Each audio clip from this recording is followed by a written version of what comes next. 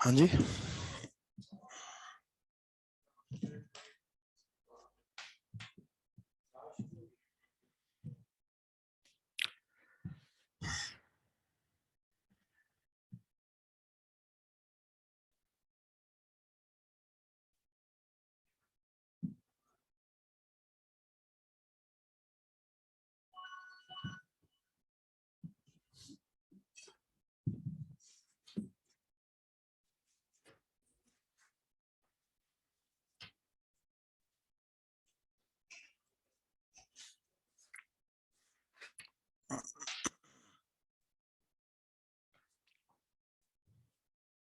السلام علیکم ورحمۃ اللہ وبرکاتہ.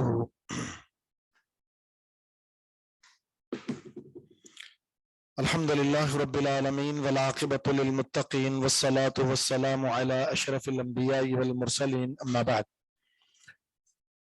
أعوذ بالله السميع العليم من الشيطان الرجيم من همزه ونفخه ونفسه بسم الله الرحمن الرحيم طه ما أنزلنا عليك القرآن لتشقى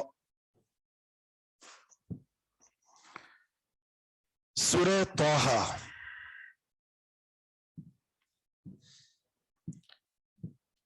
طه جو ہے یہ قرآن کریم کے حروف مقطعات میں سے ہے. بعض لوگوں نے یہ نام رکھا ہے رسول اللہ صلی اللہ علیہ وسلم کا. کبھی کہتے ہیں رسول اللہ جتنے حروف مقطعات ہیں یہ رسول اللہ صلی اللہ علیہ وسلم کو مخاطب کیا گیا ہے.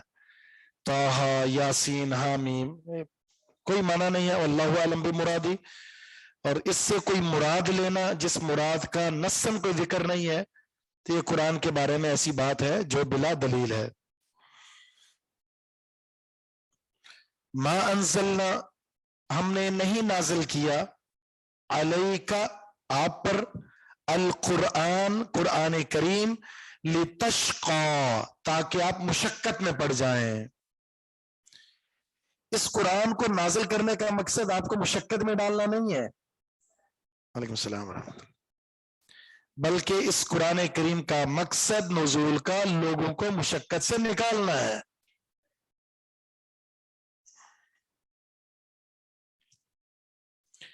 اچھا رسول اللہ صلی اللہ علیہ وسلم کی مشقت کیا تھی؟ یہ کہنا کہ آپ مشقت میں پڑ جائیں اس لیے قرآن نازل نہیں کیا. آپ کی مشقت یہ تھی کہ آپ قرآن کی دعوت دیتے تھے، لوگوں کو قرآن کی تبلیغ کرتے تھے.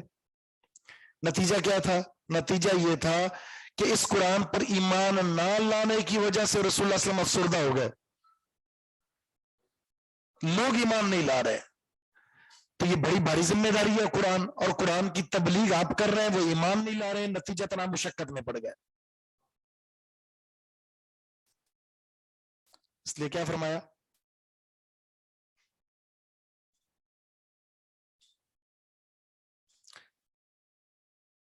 قرآن کریم میں دو جگہ پر، ایک ہے سورہ کہف اور دوسرا سورہ شعراء، اس میں یہی موضوع ہے. فَلَعَلَّكَ بَاخِعٌ نَفْسَكَ عَلَىٰ آثَارِهِمْ إِن لَّمْ يُؤْمِنُوا بِهَٰذَا الْحَدِيثِ أَسَفًا. ہم نے آپ پر جو قرآن اتارا ہے اس پر ایمان نہ لانے کی وجہ سے لوگ اس پر ایمان نہیں لا رہے، غم کی وجہ سے یوں لگتا ہے آپ اپنے آپ کو ختم کر ڈالیں گے. تکلیف ہوتی ہے آپ کی دعوت پر، اگر کوئی اس کا انکار کرتا ہے تکلیف ہوگی، لیکن سمجھنے والی بات یہ ہے کہ لست علیہم بمسیطر. ایک بات کہ آپ زبردستی کسی کو کلمہ نہیں پڑھوا سکتے، ایک. دوسرا انک لا تہدی من احببت، جسے آپ چاہیں ہدایت دینا نہیں دے سکتے. یہ دو آیتیں، اور اس کے علاوہ سابقہ انبیاء کی دعوت و تبلیغ آپ کے سامنے ہے. کتنے لوگ ایمان لائے؟ ان کو سامنے دے کر افسردہ نہ ہو، آپ اپنے مشن کے ساتھ وابستہ رہیں، وفا کریں. بس آپ نے اگر مشن پر دوام اختیار کیا، وابستگی اختیار کی اور اس کے ساتھ مستقل مزاجی اختیار کی، آپ کی کامیابی یہی ہے. کہتے ہیں آپ کا کام صرف کیا ہوتا ہے؟ بیج لگانا، اس کو درخت بنانا یہ اللہ کی ذمہ داری ہے. آپ کا کام ہے اخلاص کے ساتھ دعوت پیش کر دینا، اس دعوت کو لوگوں کے دل میں بٹھانا اور اس دعوت پر لوگوں کا لبیک کہنا، یہ اللہ کے اختیار میں ہے. نتیجہ آپ کے اختیار میں ہے ہی نہیں. لوگ نتیجہ نہ آنے کی وجہ سے مایوس ہو جاتے ہیں. نتیجہ اللہ نے اپنے اختیار میں رکھا، کسی اور کے اختیار میں دیا ہی نہیں ہے. ساتھ میں ایک بات اور پتہ چلی، اگر کوئی مخلص دائی ہوگا نا، مخلص مبلغ معلم مربی مدرس، اس کی اس تدریس میں تبلیغ میں تعلیم میں نتیجہ نہ آنے پر افسردہ ہوگا وہ. ورنہ جس کو پیسے لینے وہ لگا میں تو آ رہا ہوں، تم سمجھو نہ سمجھو، تمہیں ہدایت ملے نہ ملے، میرا کام ہو رہا ہے. تو اس کا مطلب ہے کہ وہ اسی میں خوش ہے تو وہ اس کے اغراض و مقاصد کچھ اور ہیں. اور آپ مشقت میں پڑ رہے ہیں کن کے خلاف, کن کی وجہ سے؟ جو آپ کے دشمن ہیں کہ ایمان کیوں نہیں لا رہے.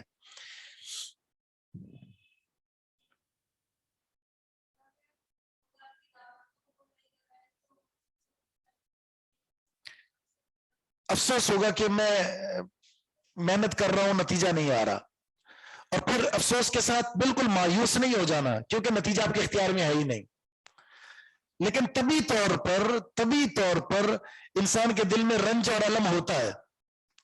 جیسے آپ نے فرمایا بڑی امید کے ساتھ طائف گیا تھا, طائف بڑی امید کے ساتھ گیا تھا, لیکن جو سلوک کیا انہوں نے, میری زندگی کا سب سے اذیت ناک وہ ہے, پہلو ہے.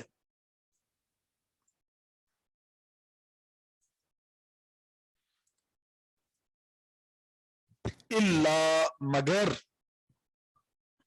کا مطلب قرآن آپ کی مشقت کے لیے نہیں اتارا. ہاں, کس لیے اتارا؟ تنزیلا تذکرۃ لمن یخشی, یہ تو نصیحت ہے اس کے لیے جو ڈرتا ہے. یہ قرآن تو ڈرنے والے کے لیے نصیحت ہے, یعنی جب اس قرآن کو پڑھ کر آپ لوگوں کو سنائیں گے, جس کے دل میں اللہ کا ڈر ہوگا وہ نصیحت حاصل کر لے گا. جس کے دل میں اللہ کا ڈر نہیں ہے, جس کے دل میں خشیت الہی نہیں ہے, وہ نصیحت حاصل نہیں کرے گا, اور اس کے بارے میں آپ کو ٹینشن لینے کی ضرورت نہیں. جس کو اللہ نے ہدایت نہیں دی اس پر افسردہ ہونے کی ضرورت ہی نہیں ہے.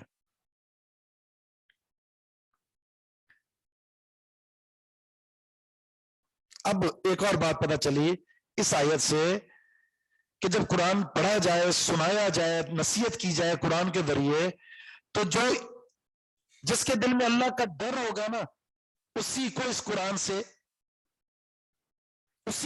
سے فائدہ ہوگا. جس کے دل میں خشیت الہی نہیں ہے, یہ قرآن اس کی زندگی میں کوئی تبدیلی نہیں لائے گا.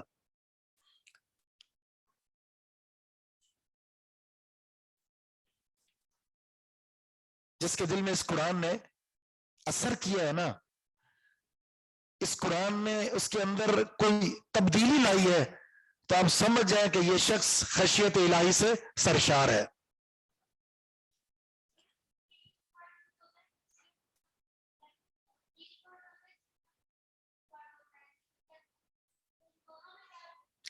خشیت میں اور چلہ, جلہ,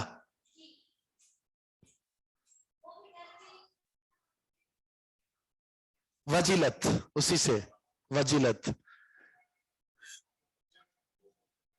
قلوبہم ہے نا, اس کا معنی بھی ڈر ہی ہے, خوف.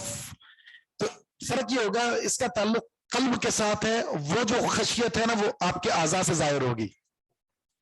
وجلت قلوبہم اس میں کہ آپ کے اعضاء کانپ جائیں گے, آپ کا دل کانپ جائے گا, یعنی اس کے اثرات بظاہر نظر آئیں گے. خشیت دل کے اندر ہے, ایک کیفیت کا نام ہے. جی, تھرتھری پیدا ہوتی ہے, کپاہٹ پیدا ہوتی ہے. تنزیلا ممن خلق الارض, نازل کیا ہوا ہے اس ذات کی طرف سے جس نے پیدا کیا زمین کو اور آسمانوں کو. العلا جو بلند ہے, العلا یہ آسمانوں کی صفت ہے. السماوات العلا, بلند آسمان. یہ آیت اس بہت سارے پہلو پر روشنی ڈال رہی ہے. ان میں سے ایک پہلو یہ ہے کہ یہ محمد صلی اللہ علیہ وسلم کا اپنا کلام نہیں ہے, جیسے کہ مشرکین مکہ کہتے تھے. یعلمہ بشر, اس کا ایک معلم ہے جو اس کو قرآن سکھاتا ہے. تو یہ فرمایا کہ وہ بات غلط ہے. تنزیلا ممن خلق الارض, تو اللہ کی طرف سے نازل شدہ. اس لیے ہم قرآن کی تعریف آتی ہے کسی کو؟ ترجمہ شروع کرنے سے پہلے میں نے تعریف بتائی تھی, کس کو یاد ہے؟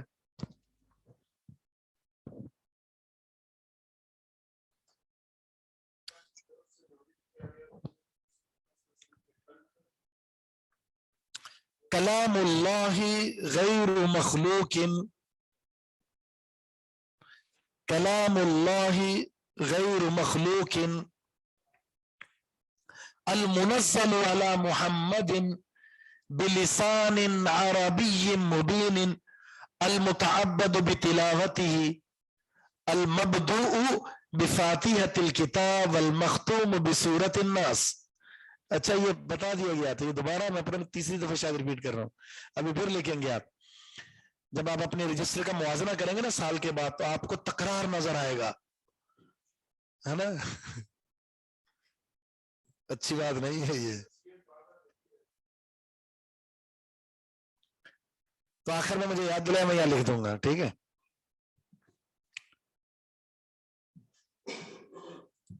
دوسری بات یہ ہے, یہاں پر الارض مفرد اور السماوات جمع ہے, تو زمینیں ساتھ نہیں ہیں کیا؟ ساتھ ہے نا, حدیث میں آتا ہے والارضین سب, ٹھیک ہے. تو اب بتائیں کہ السماوات جمع ہے, الارض مفرد ہے, کیوں؟ اور العلا یہ صفت ہے السماوات کی,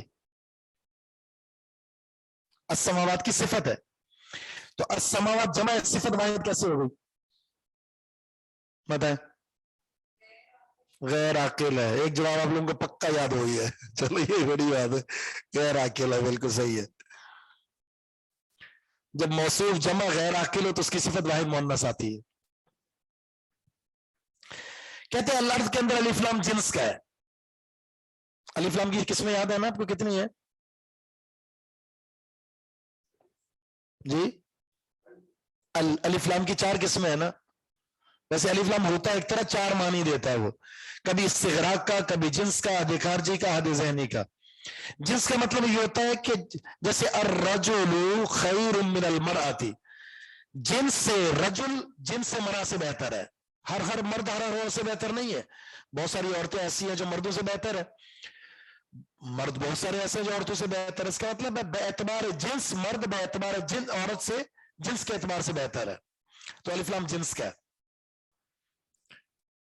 مطلب جسے زمین کہتے ہیں.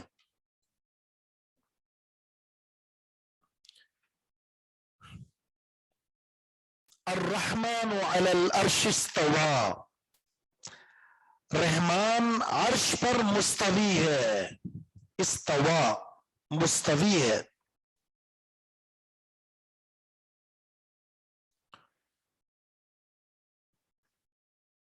عرش جو ہے اللہ تعالی کی مخلوقات میں سب سے بڑی مخلوق ہے, بہت بڑی مخلوق.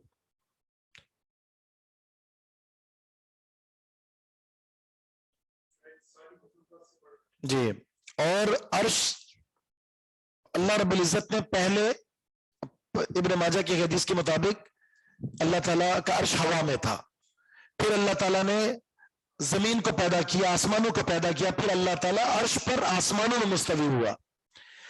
اب یہ استوا ہے ہوا میں, جس میں حدیث میں آتا ہے کہ نیچے نہ پانی تھا نہ اوپر بادل تھے, ہوا میں. ابن ماجہ کی ایک حدیث ہے اس میں یہ الفاظ, جی خلا میں, پانی میں بھی آتا ہے اس کا ذکر, ایک سنن نسائی کی حدیث کے مطابق. اب جو ہے رحمان عرش پر مستوی ہے, یہ ہے وہ عقیدہ جو سلف کا ہے, صحابہ کا, تابعین کا, محدثین کا, کہ اللہ اپنی ذات کے اعتبار سے عرش پر مستوی ہے اور صفات کے اعتبار سے ہر جگہ موجود ہے. وَهُوَ مَعَكُمْ. جی جی, اچھا یہ اس کا معنی ایک اور بھی کرتے ہیں وہ لوگ جو اللہ کو عرش پر نہیں مانتے. وہ کیا معنی کرتے ہیں؟ نہیں, اس کا معنی کیا کرتے ہیں؟ استوا کا معنی وہ کہتے ہیں استوا بمانا استولا, والی بنا, وہ والی مالک بنا وہ عرش کا. تو عرش کا مالک تو پہلے ہی تھا. وہ کہتے ہیں اگر اس کا معنی آپ یہ کریں گے نا استعلا, کہ وہ عرش پر بلند ہو گیا, تو پھر اللہ کے لیے آپ نے ایک جہت مقرر کر دی کہ اللہ اوپر ہے, نہ ادھر ہے نہ ادھر ہے نہ ادھر, ایک جہت مقرر کر دی آپ نے. یہ ہے تعویل اللہ کی ذات کے بارے میں بلا دلیل, قیاس اجتہاد، اپنی رائے. اور اللہ تعالیٰ کی صفات، اس کی ذات کے بارے میں کوئی بھی بات بلا دلیل نہیں کی جا سکتی. عربی لغت سے آپ یہ معنی نہیں کر سکتے، یا کسی اور ذریعے سے آپ اس کا معنی یہ نہیں کر سکتے، بلکہ یہ تو فطرتی عقیدہ ہے نا.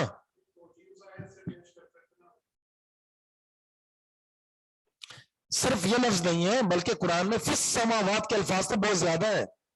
فی السماوات ہی. اور لونڈی سے کیا سوال کیا تھا آپ نے جس کو آزاد کرنا؟ این اللہ، تو اس نے کیا کہا تھا؟ فی السما، آسمانوں میں. صحیح جواب اگر یہ ہوتا تو پھر کیا ہوتا؟ فی کل مکان. یہ نہیں کہا.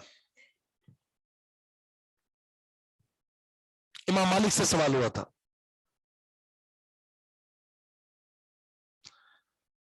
آسمانوں پر قائم ہے،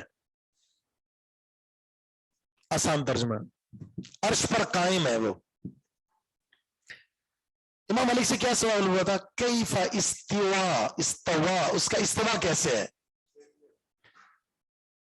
یعنی اللہ عرش پر مستوی ہے تو کیسے؟ تو فرمایا الاستواء معلوم، اللہ کا عرش پر مستوی ہونا معلوم ہے. والکیفیت مجہول، اس کی کیفیت مجہول ہے.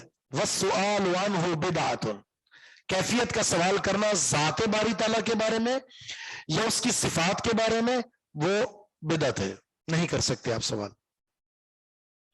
بلکہ عقیدہ طحاویہ امام طحاوی کی جو ہے، اس میں امام ابو حنیفہ کا قول لکھا ہوا ہے. ان سے سوال ہوا این اللہ، اللہ کہاں ہے؟ تو رنگا فسما، آسمانوں میں، عرش پر ہے. تو فرمایا کہ اگر کوئی شخص کہتا ہے میں اللہ کو عرش پر نہیں مانتا تو فرمایا فقد کفرا، اس نے کفر کیا ہے. لیکن افسوس کا مقام یہ ہے جس امام سے یہ فروعی مسائل لیتے ہیں اس امام کو عقیدے میں مانتے ہی نہیں ہے وہ. اب سوال یہ ہے کہ جس کا عقیدہ اگر عقیدہ صحیح ہے تو پھر کیوں نہیں لیا، اور اگر عقیدہ صحیح نہیں ہے تو اس سے مسائل کیسے لے سکتے ہیں آپ؟ اگر آپ کے استاد کا عقیدہ صحیح نہیں ہے ایسے پڑھ سکتے ہیں آپ کے لیے کہاں سے جائز ہے؟ امام بخاری فرماتے ہیں میرے مشائخ میں ہر ایسے شیخ سے حدیث لینے کو میں نے رد کر دیا تھا جس کے عقیدے میں یہ بات شامل تھی کہ اعمال ایمان کا حصہ نہیں ہے، عمل کو ایمان کا حصہ نہیں مانتا تھا، میں نے حدیث لینا چھوڑ دیا اس سے. آپ کیسے لے سکتے ہیں بھائی؟ اشاعرہ کا جو عقیدہ ہے نا وہ یہ ہے جو بیان کرتے ہیں یہ لوگ.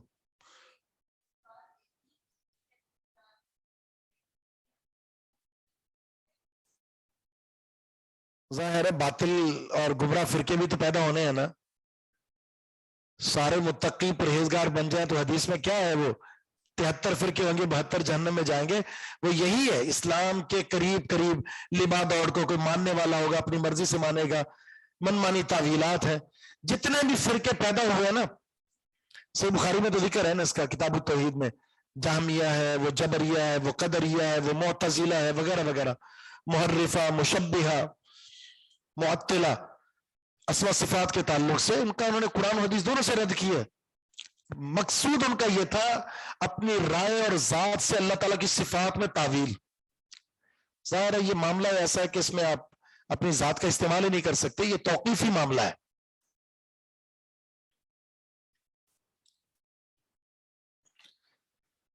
لہو ما فی السماوات وما فی الارض، اسی کے لیے ہے جو کچھ آسمانوں میں ہے اور جو کچھ زمین میں ہے. پہلے کہاں تھا؟ کون کیا تھا جی؟ کون کہاں تھا؟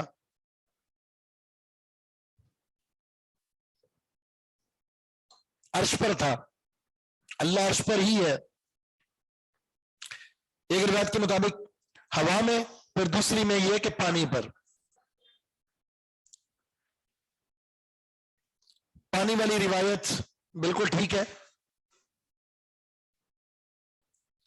ٹھیک ہے، پانی والی روایت بالکل ٹھیک ہے کہ اللہ تعالیٰ جو ہے وہ پانی پر تھا، پھر اللہ نے آسمانوں کو پیدا کیا، پھر اس کے بعد اللہ تعالیٰ عرش پر مستوی ہوا.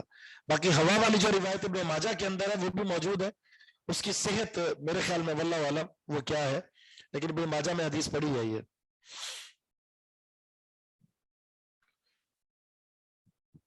باقی اگر سوال ہو کہ اللہ کی سب سے پہلی مخلوق کون سی ہے تو کیا جواب اس کا؟ نہیں نہیں. قلم. اول ما خلق اللہ القلم، سب سے پہلے قلم.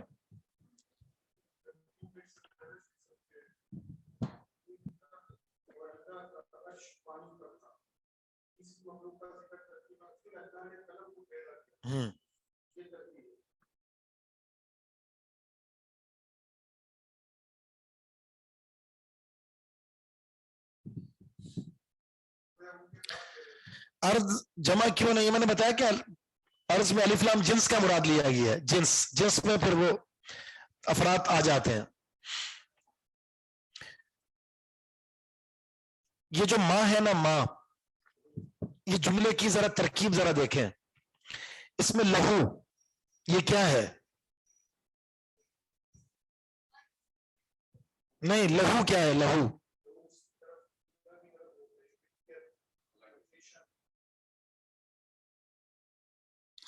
اللہ اپنا دیدار جنت میں کرائے گا، آپ کو جانے کی ضرورت نہیں. جی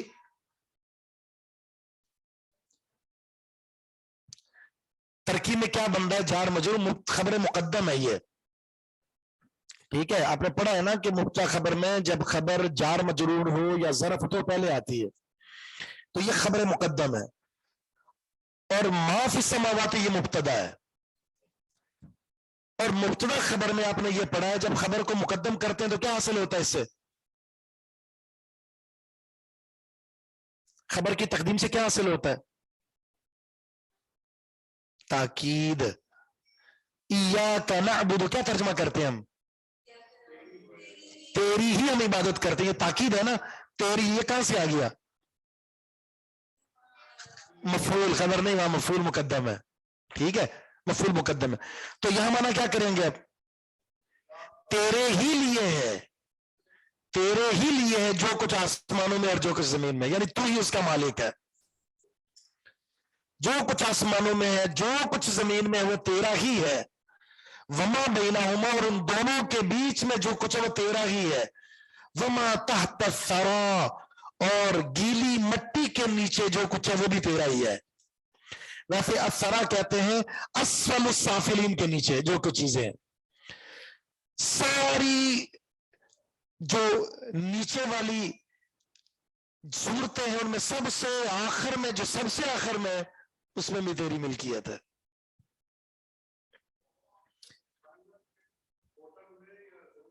زمین، زمین، زمین کے سب سے نچلے حصے میں بھی اگر کوئی چیز ہے اس کا مالک بھی تو ہے.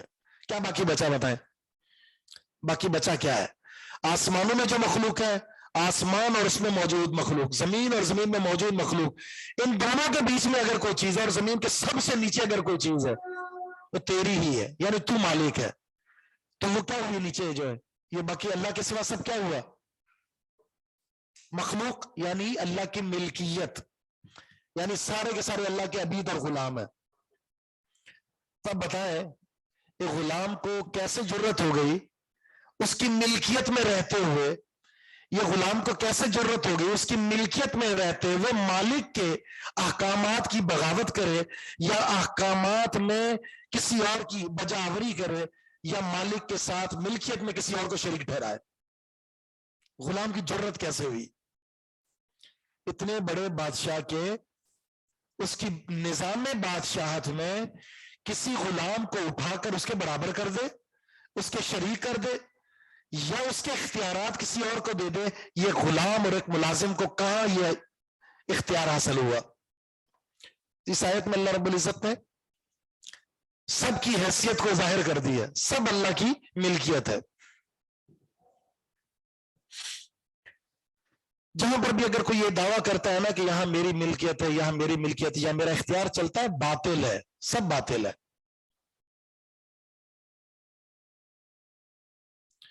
وَإِن تَجْهَرْ بِالْقَوْلِ، اب جب دائرہ اللہ نے کھینچ دیا، ہر چیز اللہ کے دائرہ اختیار میں ہے، ہر چیز کا مالک وہ تو اس کی ملکیت ہے. کنٹرول کیسا ہے؟ وَإِن تَجْهَرْ بِالْقَوْلِ، اگر آپ जाहरन बात करते हैं। अगर आप जाहरन पुकार कर यानी पुकार कर कोई बात कहे तो फ़इन्नहु यअलमु अस्सिर्रा, तो वो जानता है राज को भी, व अख्फा, सिर कहते हैं पोशीदा चीज को, व अख्फा का माना उस पोशीदा से भी पोशीदा चीज को। अख्फा को दो तरीके से, दो जाविये से आप इसके माने को ले सकते हैं। एक तो हो गया सिर के मुकाबले में है ये पोशीदा, तो इसके मुकाबले में अख्फा इससे भी ज्यादा पोशीदा, जिसको हम कह सकते हैं पोशीदा तर चीज को भी वो जानता है। दूसरा माना यह है कि वो राज को भी जानता है, पोशीदा चीज को भी जानता है, व अख्फा, और जो चीज उसने मखलूक से छुपाई हुई है उसको भी जानता है वो, और उसने जो चीज मख्फी रखी है ना उसको वो जानता है। और वो मख्फी क्या है? क़यामत तक बहुत सारी ऐसी चीजें जो मखलूक नहीं जानती, लेकिन अल्लाह जानता है। जो गुजर चुका है वो भी जानता है, जो होगा वो भी जानता है, जो आपने करना है वो भी जानता है, जो आप सोच रहे हैं वो भी जानता है, हर चीज जानता है। जब हर चीज जानता है तो उससे कोई चीज छुपा नहीं सकते आप। जब छुपा नहीं सकते तो फिर आप अपने रब की नाफरमानी ना करें।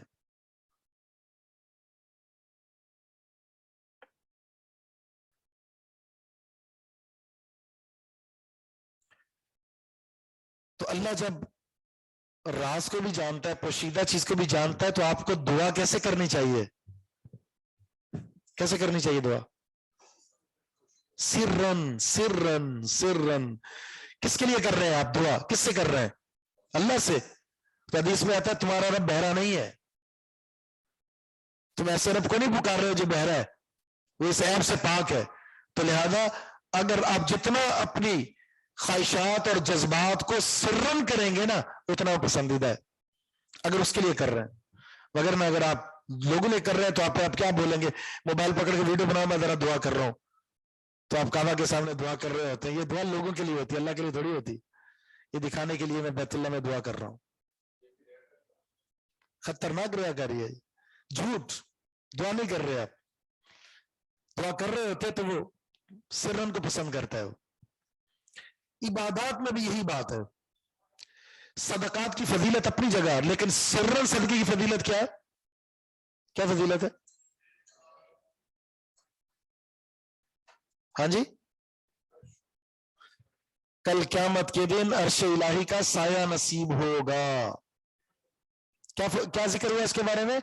दाएं हाथ से खर्च किया, बाएं को भी नहीं पता चला, बाएं को भी पता नहीं चला।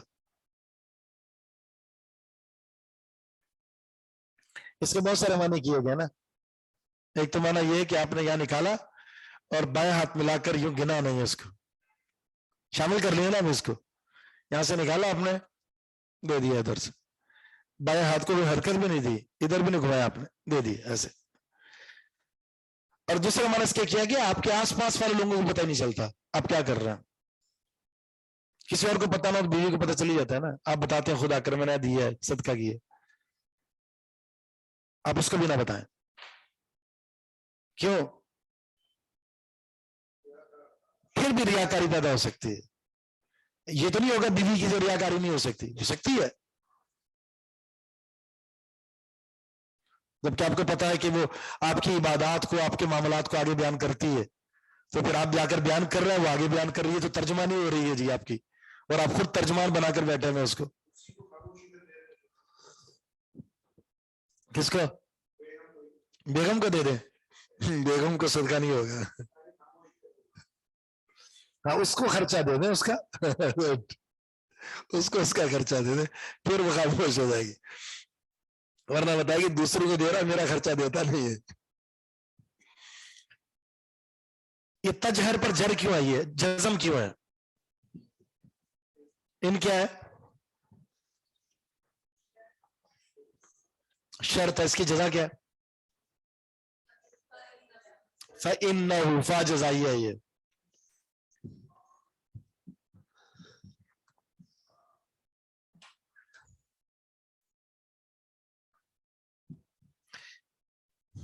اس سے بات پتہ چلی کہ یہ تو نیکی کا ہو گیا نا کہ نیکی بھی چھپ کر کرنی چاہیے. اس لیے ایک اور میں نے ایک صدقے کی مثال دی, ایک اور مثال میں نے دی تھی آپ کو. نفلی عبادات میں کون سی عبادت اللہ کو سب سے زیادہ پسند ہے؟ تہجد. کیوں؟ وہ رات کو چھپ کر ہوتی ہے. صلو باللیل والناس نیام, رات کو جب آپ نماز پڑھتے ہیں اور لوگ سو رہے ہوں, یہ عبادت اللہ کو بڑی پسند ہے. ساتھ میں گناہ کا معاملہ بھی آ گیا. لوگ دوسری بات آ گئی گناہ کی. گناہ بھی اگر آپ چھپ کر کریں گے نا, اللہ پھر بھی جانتا ہے, اللہ جانتا ہے. تو لوگوں سے چھپنے کی کیا ضرورت ہے؟ جس نے پکڑنا ہے, جس نے سزا دینی ہے, وہ دیکھ رہا ہے آپ کو. لوگ کیا کر سکتے ہیں؟ آپ کا کیا بگاڑ سکتے ہیں؟ آپ کا بال بھی گیلا نہیں کر سکتے. جس نے آپ کو پکڑنا ہے, جس نے سزا دینی ہے, وہ آپ کو دیکھ رہا ہے اور اس کی نافرمانی کر رہے ہیں چھپ کر. بلکہ یہ تو زیادہ خطرناک پہلو ہے. کون سا؟ کہ لوگوں کے سامنے آپ صاحب تقوی ہیں اور تنہائی کے اندر آپ نافرمانی کر رہے ہیں. کل قیامت کے دن اللہ تعالیٰ آپ کے ایسے کمزور اعمال کو, جس کی صرف غبارے میں ہوا والی حیثیت ہے, جس طرح ہلکا سا نوک مارے جاتے ہیں نا, بڑا سا غبارہ 1 منٹ میں کیا ہوتا ہے, 1 سیکنڈ میں اللہ تعالیٰ اس طرح نیکیوں کو اڑا دے گا. صرف ہوا ہے. جس کا ظاہر اور جس کا باطن دو حیثیتیں رکھتا ہے نا, اس کو حدیث میں ذات ذو الوجہین کہا گیا ہے, 2 چہرے والا. ادھر گیا تو اور رنگ, ادھر گیا اور رنگ. سورہ بقرہ کے شروع میں ذکر ہے منافقین کا ذکر. قالوا انا معکم انما نحن مستہزئون. ادھر جاتے ہم تمہارے ساتھ, ادھر جاتے ہم تمہارے ساتھ, ان کے ساتھ مذاق کر رہے ہیں. تو 2 چہرے والا منافق, اس کی مثال بھی بہت بری دی گئی ہے.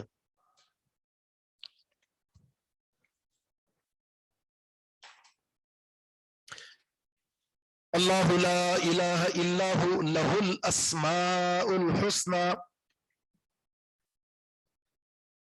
اللہ کے علاوہ کوئی معبود برحق نہیں, اسی ہی کے لیے ہے پیارے پیارے نام, اسی ہی کے لیے ہے پیارے پیارے نام. یہاں پر بھی وہی ترکیب ہے, خبر مقدم مبتدا مؤخر. الحسنى واحد مؤنث آیا, الاسماء جمع کی صفت ہے, پھر کیا جواب ہے؟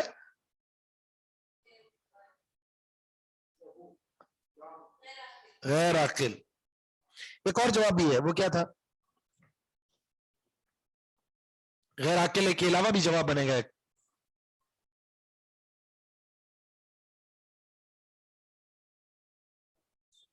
جمع مکسر. جمع مکسر بھی واحد مؤنث کے حکم میں ہوتی ہے. تو ایک لفظ اور یاد کر لیں غیر عاقل کے ساتھ, جمع مکسر.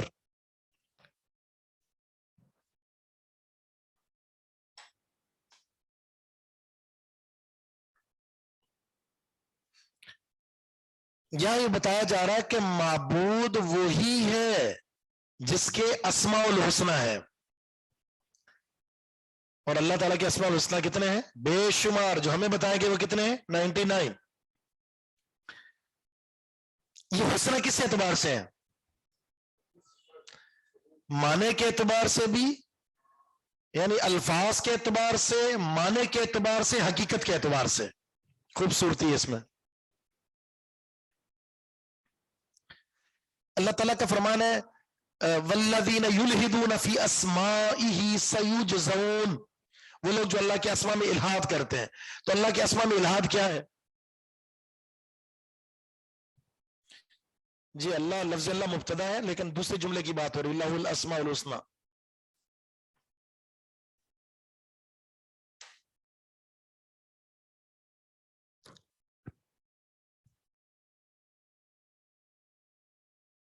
الحاد کیا اللہ کے اسماء میں؟ والذین یلحدون فی اسمائی. اللہ کے اسماء میں الحاد یہ کسی کو مانے کسی کو نہ مانے. اسماء میں الحاد یہ کہ لفظ مانے معنی نہ مانے. اللہ کے الفاظ اسماء میں الحاد یہ کہ نام بھی مانے معنی بھی مانے لیکن تعویل کریں اس میں. کچھ لوگ وہ تھے لفظ مانتے تھے معنی نہیں مانتے تھے, کچھ معنی مانتے تھے حقیقت نہیں مانتے تھے, اور کچھ ماننے کے بعد تعویل کرتے تھے، کچھ تشبیہ کے قائل تھے جی. تعطیل، تعویل، تحریف، تمثیل، تکییف، تشبیہ، یہ ساری جو صورتیں ہیں نا، یہ کیا ہے؟ یہ الہاد ہے اللہ کے اسما میں. جی الفاظ جو ہے نا، ہاں، ایک ہے تعطیل، ایک ہے تعویل. یہ الفاظ لکھ لیں جو یعنی الہاد کی صورتیں: تعطیل، تحریف،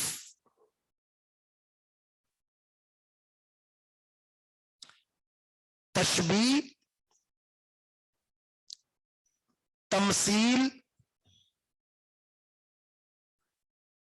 تکییف کیفیت سے. جی تکییف، تمثیل، تکییف اور تعویل.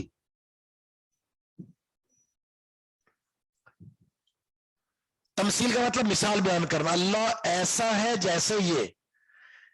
تکییف کا مطلب کیفیت بیان کرنا، ٹھیک ہے. تعطیل کا معنی انکار کرنا، معنی کو ہی نہیں ماننا. تحریف کہتے ہیں اس میں تبدیلی کر دینا. تشبیہ کا معنی مشابہت بیان کرنا، فلاں فلاں جیسے ہے، مشابہت. اور تعویل کا معنی یہ ہے حقیقی معنی پھیر کر مجازی معنی لے لینا. ہاتھ کو آپ کہنا قبضہ قدرت.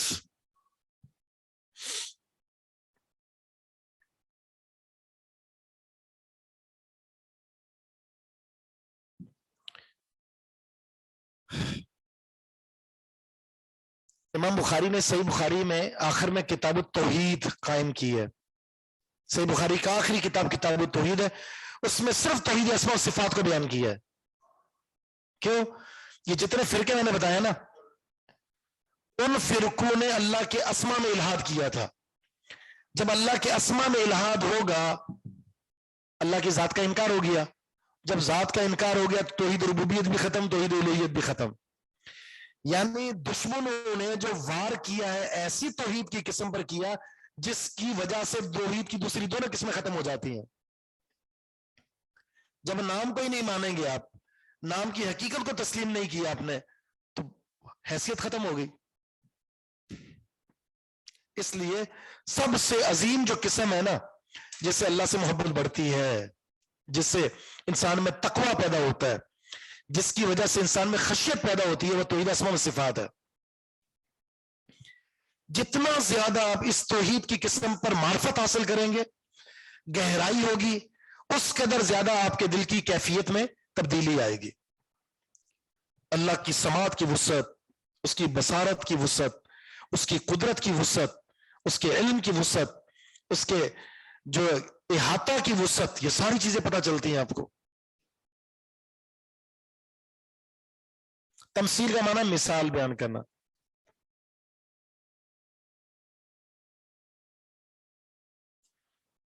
ویسے الہاد پر تو آپ کی ویسے کلاسیں بھی چل رہی ہیں نیچے.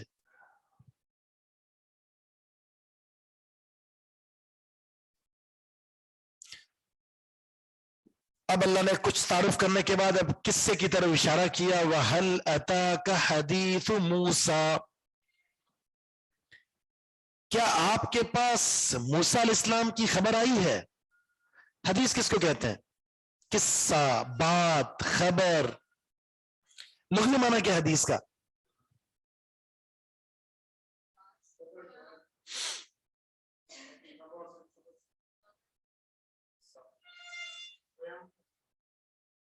جی نہیں، حدیث بمعنی الجدید، نئی چیز. نئی چیز کو، بدعت کو اسی سے ہے نا، حدث، نئی چیز کو کہتے ہیں، نئی چیز. اب اصطلاح میں جب حدیث، اصول حدیث میں پڑھیں گے تو پھر حدیث کہتے ہیں رسول اللہ صلی اللہ علیہ وسلم کی بات کو. ہر وہ قول، ہر وہ فعل، ہر وہ تقریر جس کی نسبت رسول اللہ صلی اللہ علیہ وسلم کی طرف وہ حدیث ہے. قرآن میں آئے گا حدیث تو اس کا مطلب ہے کہ اللہ کی وحی، اللہ کا کلام. قرآن میں آتا ہے نا, قرآن کو بھی اللہ نے حدیث کہا ہے, فَبِأَيِّ حَدِيثٍ بَعْدَهُ يُؤْمِنُونَ, اس بات, اس کلام, اس قول کے بعد کس پر ایمان لائیں گے؟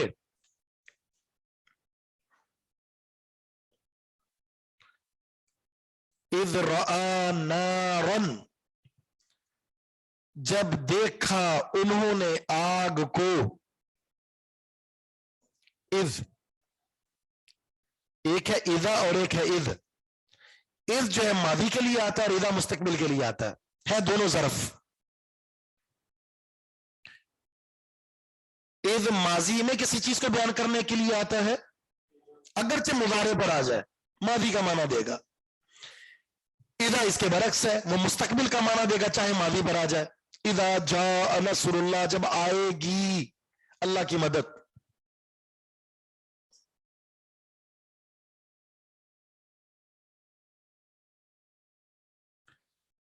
جب انہوں نے آگ کو دیکھا, فقال, اچھا یہ قصہ اس وقت کا ہے جب یہ شعیب علیہ السلام کے پاس مدین میں تھے, 10 سال گزارے, شادی ہو گئی.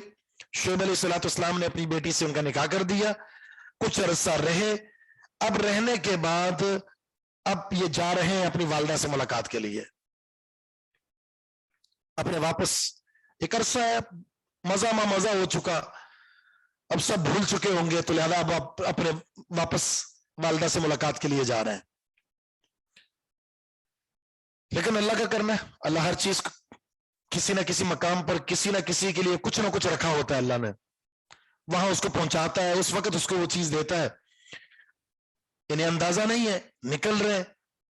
اذ رأى نارا, انہوں نے آگ دیکھی. اچھا آگ دیکھی, رک گئے. اس کی 2 وجہ ہیں کیوں رکے. ایک وجہ یہ کہ ٹھنڈ بہت زیادہ تھی, سردی تھی, تو کہا جاتا ہے کہ ان کی بیوی امید سے تھی. تو اس وقت یہ شدید سردی ان کی صحت کے لیے بھی اور بچے کی صحت کے لیے بھی نقصان دہ تھی, تو حرارت چاہیے تھی. تو ان کو نظر آئی آگ, وہاں جاتے ہیں, چلو کچھ دیر بیٹھ کر سکائی لیں گے. دوسرا یہ کہا جاتا ہے قول مفسرین کا, آگ دیکھ کر کیونکہ راستہ بھول گئے تھے, وہ نہیں معلوم تھا ان کو, تو آگ دیکھنے کا مطلب وہاں کوئی ہے اور اس سے ہم راستہ معلوم کر سکتے ہیں. فقال علی اہلہ, اپنے اہل سے کہا. اہل سے مراد کون ہوتا ہے؟ اہل سے کہا, کس سے جی؟ بیوی سے.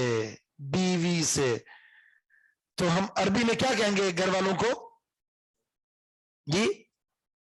اہل بیت. اب اندازہ لگائیں کہ شیعہ حضرات جو روافض ہیں وہ سارے اہل بیت مانتے سوائے ازواج النبی کے. وہ کہتے ہیں نبی اسلام کی بیوی اہل بیت میں سے نہیں ہے. حسن و حسین رضی اللہ تعالیٰ عنہ کس کے ہیں؟ فاطمہ. فاطمہ بھی اہل بیت میں, حسن حسین بھی اہل بیت میں, لیکن فاطمہ جس کی بیٹی ہے وہ اہل بیت میں سے نہیں ہے. کمال ہو گیا.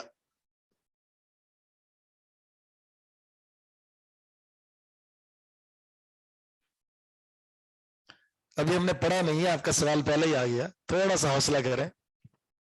میں ابھی آؤں گا, میں نے سوال کرنا تھا آپ سے, آپ مجھ سے اگلی آیت میں بھی کوئی سوال کر لیں.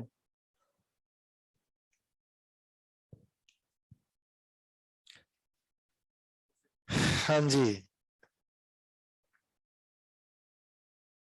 تو یہ آیت رد ہے ان کے اس موقف پر. کسو, ٹھہرو تم. کسو, بیوی کو کیا کہا؟ کسو. وہ اکیلی نہیں ہے نا, کون ہے؟ بچہ بھی ساتھ ہے. بعض مفسرین کا کہا غلام بھی ساتھ تھا. بچہ بھی ساتھ ہے, غلام بھی موجود ہے, اس لیے کسو کہا. نہ بھی ہو تو بھی قرآن میں کئی جگہ پر واحد کے لیے جمع کا صیغہ استعمال ہوا ہے. ایک مثال, کذبت قوم نوح المرسلین. کذبت قوم نوح المرسلین, قوم نوح نے مرسلین کا انکار کر دیا.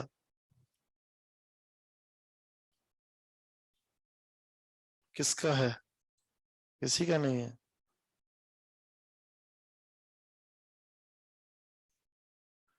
जी। अब मुरसलीन कितने अंबिया आए थे कौम नूह में? एक था। और क्या आए थे? मुरसलीन का इनकार कर दिया। ये ताजीमन है कि उन्होंने इतना अरसा खिदमत की है कौम की, 950 साल, तवील अरसा है। तो इसलिए अल्लाह ने तफकीमन व ताजीमन जमा इस्तेमाल किया उनके लिए। इसके और भी बहुत सारे मिसाल है। दूसरी बात यह है कि एक नबी का इनकार दर हकीकत तमाम अंबिया का इनकार है, क्योंकि दावत एक है। लेकिन नूह अलैहिस्सलाम का अल मुरसलीन का है जमा। इसी तरह जब फरिश्ते आए थे इब्राहिम अलैहिस्सलाम के घर में, तो क्या कहा था? अस्सलामु अलैकुम या अहलल बैत, अस्सलामु अलैकुम या अहलल बैत। जमा का सीगा इस्तेमाल किया। इब्राहिम अलैहिस्सलाम की एक बीवी है, वहां भी जमा का सीगा इस्तेमाल, अस्सलामु अलैकुम।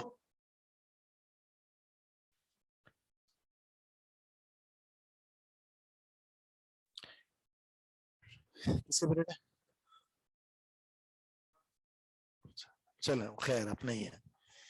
इन्नी आनस्तु नारा, मैंने देखी है आग। इन्नी आनस्तु बमाना इन्नी रायतु नारा, मैंने आग देखी है।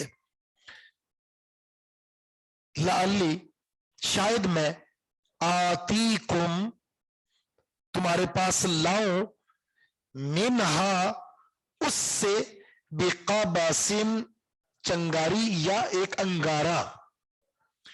एक अंगारा लाता हूं, उससे हम भी आग को जलाकर गरमाइश हासिल करेंगे। औ आजीदू, ये इशारा इस बात पर कि उनको गरमाइश चाहिए थी, सर्दी लग रही थी। और आगे एक और बात भी है, नहीं दोनों चीजें हैं। औ आजीदू अला नारी हुदा, या मैं पाऊं आग पर कोई रहनुमाई करने वाला। इसका माना दोनों चीजें चाहिए थी, सर्दी भी लग रही थी और राही भी चाहिए था, रहनुमाई भी चाहिए थी। जी। आनस्तु से ना हमजा सीन जो है, हमजा नून सीन है, इसी से उनसियत है, उनसियत इसी से है। उनसियत इंसान को इंसान से ही होती है, इंसान को इंसान से ही होती है। चले फिर इंशाल्लाह यहीं शुरू करेंगे। सुब्हानकल्लाहुम्मा व बिहम्दिका अशहदु अल्ला इलाहा इल्ला अंता अस्तगफिरुका व अतूबु इलैक।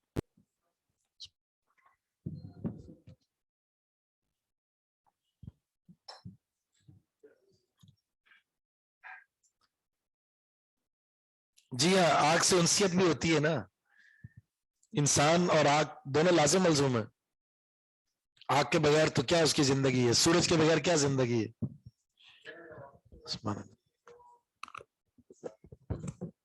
हदीस से इस्तेमाल करते हैं, नबी इस्लाम ने अपनी एक चादर में हाउलाई अहलु बैती कहा था।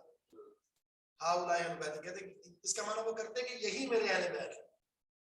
हालांकि ये माना नहीं है, ये मेरे अहले बैत है, तो इससे दीगर अहले बैत की नफी तो नहीं होती। जी किसका? अच्छा ठीक है, इसी से काम होगा तो फिर इनामात में ही है इंशाल्लाह।